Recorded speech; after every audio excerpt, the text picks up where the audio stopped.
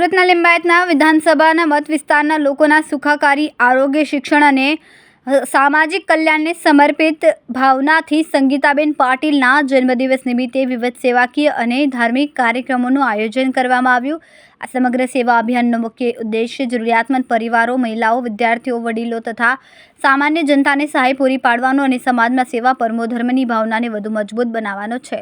આ પ્રસંગે લિંબાયત વિસ્તારના નાગરિકો માટે નિઃશુલ્ક મેડિકલ કેમ્પનું આયોજન કરવામાં આવ્યું, જેમાં વિવિધ સામાન્ય આરોગ્ય તપાસ તથા જરૂરી તબીબી માર્ગદર્શન આપવામાં આવ્યું। તેમજ નાગરિકો માટે આંખોની નિઃશુલ્ક તપાસ, દ્રષ્ટિ સંબંધિત માર્ગદર્શન તથા જરૂરિયાત મુજબ આગળની સારવાર માટે માર્ગદર્શન આપવામાં આવ્યું।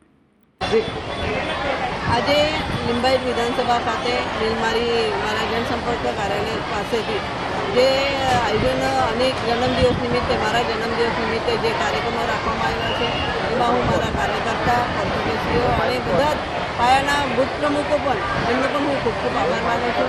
આ કાર્યક્રમમાં જેવી રીતે આપણી જે દીકરીઓ, સુમન હાઈસ્કૂલની જે દીકરીઓ છે, જે પહેલો બીજો ક્રમાંક લાવેલા છે, એવી દીકરીઓને એ આગળ વધે, પ્રેરિત થાય અને એટલા માટે એકાવન દીકરીઓને સાયકલ વિતરણ કરવામાં આવ્યું છે, સ્કૂલ બેગનું વિતરણ કરવામાં આવ્યું છે, રેનકોટનું વિતરણ કરવામાં આવ્યું છે અને સાથે સાથે મેડિકલ કેમ્પ રાખવામાં આવ્યો છે અને સાથે સાથે ગુજરાત ગેસનું જે કનેક્શન 854 રૂપિયામાં મળે છે, એની નવી સ્કીમ આવી છે। તો મારો એક ધ્યેય છે કે મારો વિધાનસભા વિસ્તાર બાટલા મુક્ત, સિલિન્ડર મુક્ત બને, એના માટેનો હું આ આગળ પ્રયાસ મેં હાથે લીધેલો છે અને બુથવાઇઝ અમે લઈ જવાના છે।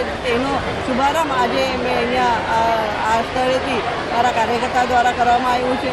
સાથે સાથે ગંગા સ્વરૂપા ભગીની છે, એમને પણ કીટની, અનાજની કીટનું વિતરણ છે, કોઈએ સાડીનું વિતરણ કર્યું છે।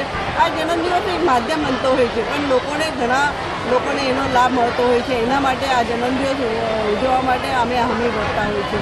આ કાર્યકર્તાઓનો પ્રેમ અને નાગરિકોનો પ્રેમ અને લોકોનો પ્રેમ જોતાં એવું લાગે છે આ જે પ્રેમ એમનો મળી રહ્યો છે, હું કદાચ કોને મળતો હોય પણ આવો આ લોકોને જેટલો મારા પર પ્રેમ અને સ્નેહ રાખ્યો છે, હું ખૂબ ખૂબ આભાર માનું છું।